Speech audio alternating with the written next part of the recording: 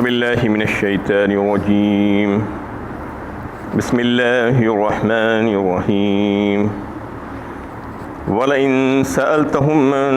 خَلَقَ السَّمَاوَاتِ وَالْأَرْضَ لَيَقُولُنَّ اللَّهُ قُلْ أَفَرَأَيْتُم مَّا تَدْعُونَ مِن دُونِ اللَّهِ إِنْ أَرَادَنِيَ اللَّهُ بِضُرٍّ هَلْ هُنَّ كَاشِفَاتُ ضُرِّهِ أَوْ أَرَادَنِي بِرَحْمَةٍ هَلْ هُنَّ مُمْسِكَاتُ رَحْمَتِهِ قُلْ حَسْبِيَ اللَّهُ علیہ یتوکل المتوکلون۔ اور اگر آپ ان سے پوچھیں کہ آسمانوں اور زمین کو کس نے پیدا کیا ہے تو کہیں گے کہ اللہ تعالیٰ نے۔ اے نبی صلی اللہ علیہ وسلم آپ ان سے کہیے کیا تم نے کبھی غور بھی کیا ہے کہ اللہ تعالیٰ کے سوا جن غیر اللہ کو تم مدد کے لیے پکارتے ہو؟ اگر اللہ تعالیٰ مجھے کوئی تکلیف پہنچانا چاہیں تو کیا یہ غیر اللہ اس تکلیف کو دور کر سکتے ہیں؟ یا اللہ تعالیٰ مجھ پر رحم فرمانا چاہیں تو کیا یہ اللہ تعالیٰ کی رحمت کو روک سکتے ہیں؟ کہیے میرے لیے تو اللہ تعالیٰ کافی ہے، اہل توکل کو اللہ ہی پر بھروسہ رکھنا چاہیے۔ یہ سورہ زمر کی 38ویں آیت ہے۔ اس میں ان مشرکین سے سوال کیا جا رہا ہے کہ پوچھئے تو صحیح ان سے یہ زمین و آسمان جو تم دیکھ رہے ہو تمہاری پیروں کے نیچے اور اوپر، تو اس کو کس نے پیدا کیا؟ یہ سوال مختلف صورتوں میں آیا ہے، ایسے ہی انداز کے سوال مشرکین سے پوچھے گئے ہیں۔ سورہ عنکبوت 21ویں پارے میں بھی، سورہ لقمان میں بھی، اور یہاں پر بھی اور دیگر صورتوں میں بھی بار بار یہ سوال اللہ تعالیٰ اس لیے بتاتے ہیں کہ وہ مشرکین بھی اس بات کو مانتے ہیں اور تسلیم کرتے ہیں کہ یہ ساری کی ساری چیزوں کا پیدا کرنے والا خالق اور مالک اگر کوئی ہے تو وہ اللہ ہے، جبکہ وہ دوسروں کی عبادت کرتے ہیں کوئی اور طریقے سے۔ لیکن کہیں پر بھی انہوں نے یہ نہیں کہا کہ یہ زمین و آسمان کو بنانے والی کوئی اور ذات ہے یا مجھ کو پیدا کرنے والی ذات کوئی اور ہے، وہ بھی اس بات کو تسلیم کرتے ہیں۔ اللہ تعالیٰ یہ بتانا چاہ رہے ہیں، اور پھر ان سے جب پوچھا جاتا ہے تو یہ کہتے ہیں کہ لَيَقُولُنَّ اللَّهُ، بے ساختہ کہہ اٹھتے ہیں کہ اللہ نے بنایا ہے ان تمام چیزوں کو۔ پھر دوبارہ ان سے سوال کیا جا رہا ہے کہ اے نبی صلی اللہ علیہ وسلم پھر ان سے پوچھئے تو صحیح کہ ان کے جو کھڑے ہوئے معبود ہیں، جو تراشیدہ معبود ہیں، جو انہوں نے اپنے ہاتھوں سے بنائے ہیں، کہ اگر میرا اللہ مجھ کو کوئی نقصان پہنچانا چاہے تو کیا وہ ان کے معبود آ کر اس کو جو ہے فائدے میں بدل سکتے ہیں؟ کیا اس کو روک سکتے ہیں جو اللہ تعالیٰ مجھے نقصان میں ڈالنا چاہے؟ یا دوسرے طریقے سے، یا اللہ تعالیٰ مجھ پر کوئی مہربانی کرنا چاہے تو کیا ان کی وہ معبودان باطلہ جن کی وہ عبادت کرتے ہیں وہ اس کو روک سکتے ہیں میری طرف جو مہربانی اللہ تعالیٰ جو فرما رہے ہیں؟ حل ہن ممسکات رحمتی قل حسبی اللہ، ایسا نہیں ہو سکتا، اور کہہ دیجئے کہ یقیناً میرا اللہ میرے لیے کافی ہے۔ اور پھر علیہ یتوکل المتوکلون، اہل بھروسہ یعنی جو اللہ پر بھروسہ کرنے والے جو لوگ ہیں ان کو اللہ ہی پر بھروسہ رکھنا چاہیے، کیونکہ یہ جب جان چکے ہیں کہ اللہ تعالیٰ ہی قادر مطلق ہے اور اللہ تعالیٰ ہی کی ذات سارے کاموں کے کرنے والی ہے، تو پھر انہی پر بھروسہ کرنا چاہیے اور انہی سے مانگنا چاہیے۔ قُلْ يَا قَوْمِ اعْمَلُوا عَلَى مَكَانَتِكُمْ إِنِّي عَامِلٌ فَسَوْفَ تَعْلَمُونَ، کہیے اے میرے قوم کے لوگوں تم اپنی جگہ اپنا کام کیے جاؤ، میں بھی اپنا کام کیے جاؤں گا، ان قریب تم جان لوگے۔ مَن يَأْتِيهِ عَذَابٌ يُخْزِيهِ وَيَحِلُّ عَلَيْهِ عَذَابٌ مُقِيمٌ، کہ کس پر رسوا کن عذاب آتا ہے اور دائمی عذاب کا کون مستحق بنتا ہے۔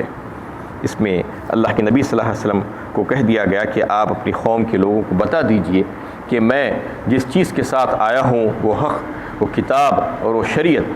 میں نے تم کو پیش کر دی، اور تم چاہو تو اس کو اپناؤ، چاہو تو اس کو رد کر دو، یہ تمہارا معاملہ ہے، اور تم بھی عمل کیے جاؤ، میں بھی عمل کیے جاتا ہوں، اور تم عنقریب دیکھ لو گے کہ تمہارا انجام کیا ہوگا اور میرا انجام کیا ہوگا۔ یہ عنقریب دیکھ لو گے سے مطلب یہ ہے کہ جنگ بدر میں وہ لوگوں کو خود ان کا انجام معلوم ہو گیا، ان کے 70 بڑے بڑے سردار مارے گئے اور 70 کو گرفتار کر لیا گیا، ذلیل و خوار ہوئے۔ اس کے بعد مختلف جنگوں میں فتح مکہ تک یہی سلسلہ چلتا رہا، اور بعد میں فتح مکہ کے بعد تو یہ حال ہو گیا کہ ذلت اور رسوائی ان کا جو ہے ٹھکانہ ہو گئی اور ان کے لیے ہمیشگی ہو گئی، یعنی ہمیشہ ذلیل اور رسوائی ہوتے رہے وہ، جب تک کہ اسلام کے دائرے میں نہیں آ گئے، اور یہی بات اس میں بتائی گئی ہے کہ ان قریب تم جان لو گے کہ ذلیل اور رسوا کرنے والا عذاب کس کے اوپر آئے گا، وَيَحِلُّ عَلَيْهِ عَذَابٌ مُقِيمٌ، اور پھر دائمی عذاب یعنی آخرت کا تو عذاب بہت بڑا ہے، جو یہاں پر نافرمانی کر کے جائے گا تو یہاں پر بھی عذاب اور وہاں پر بھی عذاب، اللہ کی طرف سے ہمیشگی کا عذاب اس کو ملنے والا ہے۔ اِنَّا أَنزَلْنَا عَلَيْكَ الْكِتَابَ لِلنَّاسِ بِالْحَقِّ فَمَنِ اهْتَدَىٰ فَلِنَفْسِهِ وَمَنْ ضَلَّ فَإِنَّمَا يَضِلُّ عَلَيْهَا وَمَا أَنْتَ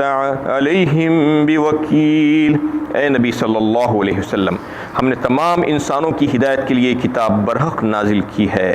لہٰذا جس نے راہ ہدایت اختیار کی اس کا فائدہ اسی کو پہنچے گا، اور جو گمراہی اختیار کرے گا اس کا وبال اسی پر پڑے گا، اور آپ ان کے اعمال کے ذمہ دار نہیں ہیں۔ اس میں واضح کر دیا گیا کہ جو کتاب ہم نے بھیجی ہے قرآن کریم، یہ سرچشمہ ہدایت ہے، اور اس کے ذریعے سے آپ لوگوں کو ہدایت کرتے جائیے۔ یہ حق ہے جس میں انسانوں کی زندگی سنور جاتی ہے اس کے ذریعے سے، اور انقلاب آ جاتا ہے۔ کوئی اگر اس کو سمجھ کر پڑھتا ہے، اس پر عمل کرنے کی اس کی نیت ہوتی ہے، تو پھر کچھ اور ہی ہو جاتا ہے، اور جو اس سے ہدایت کا طالب ہوگا اور جو کوشش کرے گا تو پھر اللہ تعالیٰ اس کو ہدایت دیں گے، اور پھر وہ اس کی اپنی ذات کے فائدے کے لیے ہوگا، اور جو اس سے منہ موڑے گا تو وہ نقصان اٹھانے والوں میں سے ہو جائے گا۔ وَمَا أَنْتَ عَلَيْهِمْ بِوَكِيلٍ، ایک جملہ اللہ تعالیٰ نے کہہ دیا اس میں کہ آپ ان کے لیے مکلف نہیں ہیں، ان کو راہ ہدایت پہ لانے کے مکلف آپ کو نہیں بنایا گیا ہے۔ یعنی اس میں اس بات کی طرف توجہ دلائی گئی ہے کہ اللہ کے نبی صلی اللہ علیہ وسلم کو ان کے ہدایت کا ذمہ دار نہیں بنایا گیا تھا۔ لست علیہم بمسیطر کہا ایک مقام پر اللہ تعالیٰ نے، آپ ان کے اوپر داروغہ کی طرح مسلط نہیں ہیں، اور ما انا علیہم بحساب، اور جو ہے ایک مقام پر یہ کہہ دیا گیا کہ انک لا تہدی من احببت ولکن اللہ یہدی من یشاء وہو اعلم بالمہتدین۔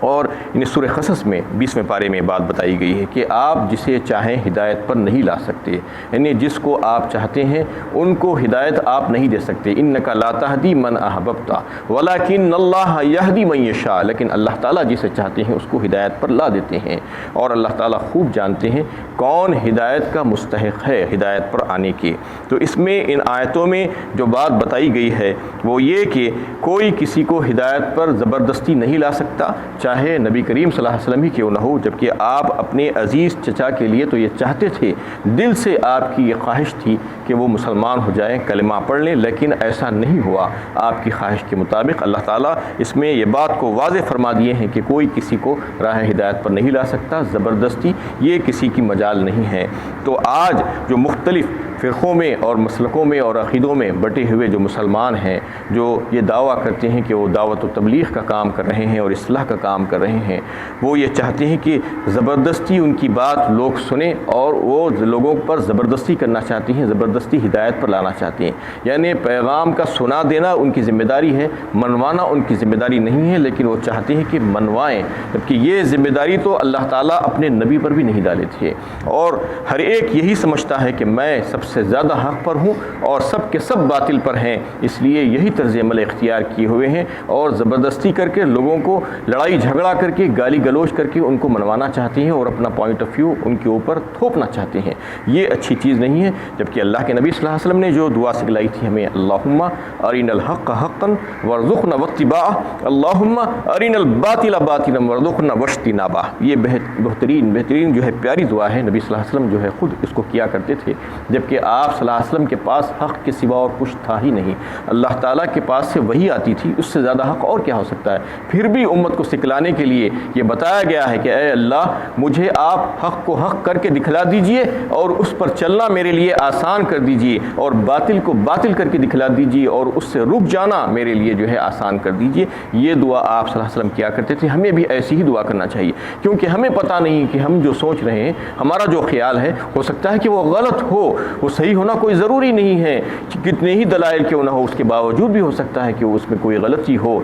ہم جس انداز سے سمجھ رہے ہیں وہ انداز نہیں ہے۔ تو اس طریقے سے اپنے آپ کو اچھا سمجھنا اور اپنے آپ ہی کو حق پر سمجھنا اور دوسرے ساروں کو باطل پر سمجھنا اور ان کے ساتھ جو ہے اس قسم کی گفتگو کرنا اور یہ طرز عمل اختیار کرنا، یہ اچھی بات نہیں ہے۔ اگر کوئی اپنے آپ کو امت محمدیہ کا ایک فرد سمجھتا ہے تو پھر اس کے لیے چاہیے کہ وہ جو ہے جس چیز کو اچھی طریقے سے سمجھا ہے اور اس پر عمل کر رہا ہے، خود تو اس کو جو ہے اپنے پورے دلائل کے ساتھ لوگوں کے سامنے پیش کر دے، اور یہ نہ سمجھے کہ وہ مانتا ہے یا نہیں مانتا ہے، وہ مانے گا تو اس کا فائدہ ہے، نہیں مانے گا تو کوئی بات نہیں۔ آپ زبردستی کسی کو نہیں منوا سکتے، اور ہدایت کا دینا یا نہ دینا صرف اور صرف کلی طور پر اللہ تعالیٰ ہی کے اختیار میں ہے۔ ادعو الی سبیل ربک بالحکمۃ والموعظۃ الحسنہ وجادلہم باللتی ہی احسن ان ربک هو اعلم بمن ضل عن سبیلہ وهو اعلم بالمہتدین۔ سورہ نحل پارہ 14 میں اللہ تعالیٰ نے اس کے جو ہے آداب بتائے ہیں کہ تبلیغ اور دعوت کا کام کیسے ہونا چاہیے،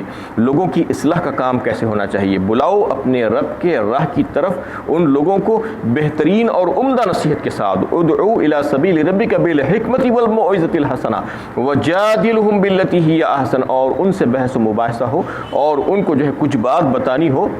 تو انتہائی بہترین انداز میں، انتہائی جو ہے شائستہ انداز میں بتانا چاہیے۔ اور تمہارا رب بہت خوب جانتا ہے کہ کس کو ہدایت دینا ہے اور کون گمراہی کے گڑھے میں پڑنے والا ہے، تو اس لیے ہمیں نہیں معلوم کہ وہ ہدایت یافتہ ہے یا نہیں ہے، اس کو ہدایت ملنے والی ہے یا نہیں ہے۔ اس لیے ہمیں چاہیے کہ جو کچھ بھی آپ بات بتا رہے ہیں، جو کچھ بھی آپ کو علم ہے اس کے بارے میں، تو آپ انتہائی شائستہ انداز میں، عمدہ انداز میں، بہترین انداز میں لوگوں کے سامنے پیش کرنا چاہیے، بالکل نرمی کے انداز میں، نہ کہ لڑنے جھگڑنے کے انداز میں۔ اور جو ہے یہ انداز نہیں ہونا چاہیے کہ ہم اس کو منوا کر ہی چھوڑیں گے، جیسا کہ آج مزاج لوگ بنوا لیے ہیں۔ منوانا نبی صلی اللہ علیہ وسلم کی بھی ذمہ داری نہیں تھی، اللہ تعالیٰ اس بات کو جو ہے واضح فرما رہے ہیں، وما انت علیہم بوکیل، یعنی کئی ایک آیتوں میں جو ہے اس کا تذکرہ فرما دیا ہے، انما علیک الحساب، انما علیک البلاغ وعلینا الحساب کہہ دیا ایک مقام پر، یعنی آپ کی ذمہ داری پہنچانا ہے اور حساب و کتاب لینا ہماری ذمہ داری ہے۔ تو یہ بات ہمیں ہمیشہ ذہن نشین رکھنا چاہیے۔ اللہ یتوفی الانفس حین موتها والتي لم تمت في منامها فيمسك التي قضى عليها الموت ويرسل الأخرى إلى أجل مسمى إن في ذلك لآيات لقوم يتفكرون۔ وہ اللہ ہی ہے جو موت کے وقت روحیں قبض کرتا ہے، اور جو ابھی نہیں مرا ہے اس کی روح نیند میں قبض کر لیتا ہے، پھر جس پر وہ موت کا فیصلہ نافذ کرتا ہے اسے روک لیتا ہے، اور دوسروں کی روحیں ایک وقت مقررہ کے لیے واپس بھیج دیتا ہے۔ اس میں غور و فکر کرنے والوں کے لیے نشانیاں ہیں۔ یہ آیت میں پیغام ہے ایک زبردست، اللہ تعالیٰ اپنی قدرت کاملہ اور حکمت بالغہ کو بیان فرما رہے ہیں کہ دیکھو تو صحیح کہ روزانہ تم اس بات کا مشاہدہ کرتے ہو، لیکن اس کے باوجود اس میں غور و فکر نہیں کرتے۔ غور و فکر کی دعوت دی جا رہی ہے کہ ہم ہر ایک کی روح کو قبض کرتے ہیں اس کی موت کے وقت، یا جس کی موت کا وقت ابھی نہیں آیا ہے اس کو نیند کی حالت میں اس کی روح کو قبض کرتے ہیں، اور پھر جس کا وقت مقرر ہو چکا ہے، موت کا فیصلہ جس کے لیے نافذ ہو چکا ہے، اس کی روح کو اپنے پاس روک لیتے ہیں، اور جس کا فیصلہ ابھی نہیں ہوا ہے، ابھی کچھ دن باقی ہے، اس کو جینا ہے، تو پھر اس کی روح کو چھوڑ دیا جاتا ہے۔ یہ سلسلہ روزانہ چلتا ہے اور ہر انسان اس کا مشاہدہ کرتا ہے، لیکن اس کو جو ہے غفلت میں پڑا ہوا ہے۔ آج جو لوگ باعث بعد الموت کا جو انکار کرنے والے لوگ ہیں، ان کے لیے اللہ تعالیٰ پیغام دینا چاہ رہے ہیں کہ ہم تو روزانہ تمہیں مارتے اور زندہ کرتے ہیں، تمہیں کیا پتہ، تم تو اس بات کو سمجھ ہی نہیں پا رہے ہو۔ نیند کی حالت میں دیکھیے کہ انسان کیسا ہو جاتا ہے، یعنی ایسا اس کا احساس اور ادراک ختم ہو جاتا ہے، بے ہوش ہو جاتا ہے، وہ اس کو کچھ پتہ ہی نہیں چلتا، اس کی ساری قوتیں سلب کر لی جاتی ہیں۔ یعنی اللہ تعالیٰ یہ بتا رہے ہیں کہ اس کی روح کو ہم ایک وقتی طور پر قبض کر لیتے ہیں، نکال لیتے ہیں نیند کی حالت میں۔ یعنی وہ اس کے پاس کون آ رہا ہے، کون جا رہا ہے، کون کیا کہہ رہا ہے، بالکل مردے کی سی حالت ہوتی ہے۔ یہ جو ہے اس کو جو ہے موت صغرا کہا ہے، چھوٹی موت، اور جو اصل موت ہے موت کبریٰ کہا۔ تو نیند کی حالت میں بھی اللہ تعالیٰ انسان کو موت دیتے ہیں، پھر اس کے بعد جب وہ بیدار ہو کر اٹھ کر کھڑا ہو جاتا ہے تو پھر اس کی ہوش و حواس بحال ہو جاتے ہیں، پھر سے وہ جو ہے ویسا ہی ہو جاتا ہے جیسا تھا۔ تو نیند کی حالت میں اللہ تعالیٰ روزانہ جتنی بار وہ سوئے گا اتنی بار اس کو موت سے ہمکنار کرتے ہیں، اور پھر جس کا وقت آ چکا ہے اس کی روح کو وہیں پر روک لیتے ہیں،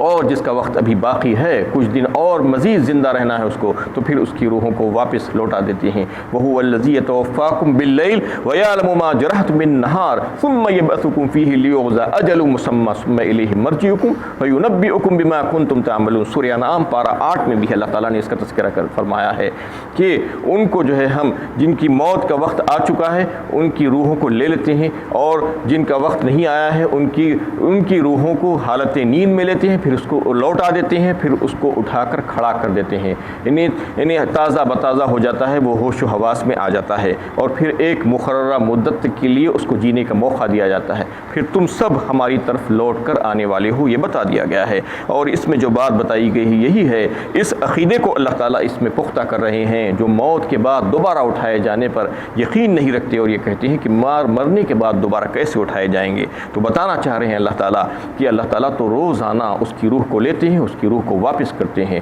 اسے زندہ کرتے ہیں، اسے مارتے ہیں، یہ سلسلہ مسلسل چلتا ہے، اور اللہ تعالیٰ قادر مطلق ہیں، وہ جو چاہیں کر سکتے ہیں، اور تمہاری زندگیوں پر پورا ان کا اختیار ہے، اور وہ روزانہ تمہارے ساتھ یہی کرتے ہیں، بلا